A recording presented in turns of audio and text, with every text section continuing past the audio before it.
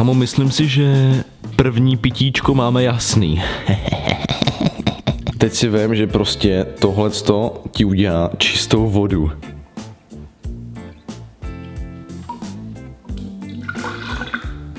To je fakt crazy. Vem si, že to nalevo je to stejný, co je napravo teďka. No a jelikož je tady u mě Oli, tak jsem nám tady připravil snídani. A dám mu napít z té čisté vody, uvidíme, jestli to pozná. Ahoj. Ahoj, co mě čeká? Snídaně. Kámo, já ale nechci být nějaký tvůj pokusný králík, ty vole. To je normální voda. A co to je, co máte jako v plánu zavedu, jako nějaký prank nebo co? To není žádný prank, to uvidíš. A k čemu to souvisí tenhle ten úvod?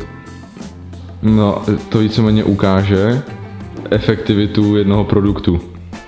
Jak to tastuješ? Já úplně vím, že to bude nějaká spíčená skurvená voda, prostě od někud úplně. A ty jsi to jen nějak jako přefiltroval nebo něco. Že jsi to opravil. Já jsem Felix, opravář. Kámo, co to je jako, co jsem teď udělal? Čeho jsem se napil? To, čeho ses napil, máš celou dobu před očima. Tohle ses napil. Co to je jako? To je voda s hlínou a bordelem.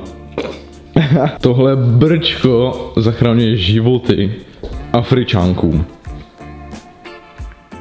To je přefiltrovaný tenhle hnus. Čum. Schválně zkus to. Čekuj, to dáš dovnitř. No ono to víceméně v tom brčku je prostě látka. Ono to sáje přes tu látku.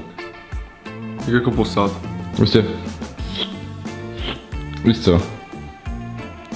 Yes. Jak duda. Už máš vodu? Tak ještě. Už? Úplně normální voda, že jo? No, jako by ano, to je hustý. No to je prostě... To je hustý, kámo, že takovýhle věci už dělají. A to normálně jakože třeba posílají těm lidem jakože třeba do Afriky a tak. Za každou koupenou tuhle věc, myslím, že 20...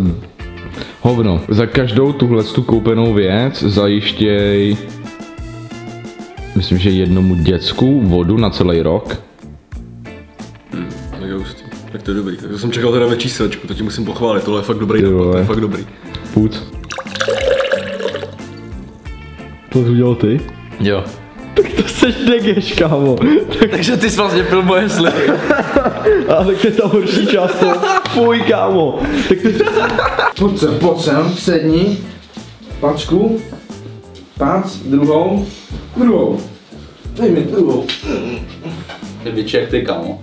Kámo, to by fakt byla větší jak já. Tě bych teď tak ještě vyzvedl nahoru. No běž se lehnout, vole. A já fuj, přesně kouřit ten shit, ale dobrý ty vole. Co ty, jinxláku, Honzo? Tak, nejezdi kuť. Co mám udělat? Mám tu vodu nabrat do skleničky, anebo rovnou? Jo, rovnou z toho, ale tam zaklonila. Jo, zaklonil tam hlavu. Tady nepotřebuju plivat. Já ti dám zabít z vrchu, zaklonil hlavu. Tak počkej, mám tam jít já nebo ty? Tak pojď ty, no, když se nabízíš, já jsem si chtěl pochutnat. No, protože by si chtěl, abych pil ty chcánky. Takže kde jdeme teď? Domů. Rybníček? Víš ty co? Půjdeme zkusit vodu z rybníku. Tak jo, tak to zkusím já. Ano. Jo, najdou rybníček, by se ti zachtělo, co? Kámo, rybníček je lepší než vole hovna sračky, kde sere handy z akčie. Já jsem tady nestral třeba už 3 roky. To ti nevěřím. Tady sere jenom můj táta. No co už? Kdyby do toho hajzlu srali ten pes. Tak jdem. Víte co je, že jak je v tom ta tuba, tak to je ještě zelený, ty chcanky.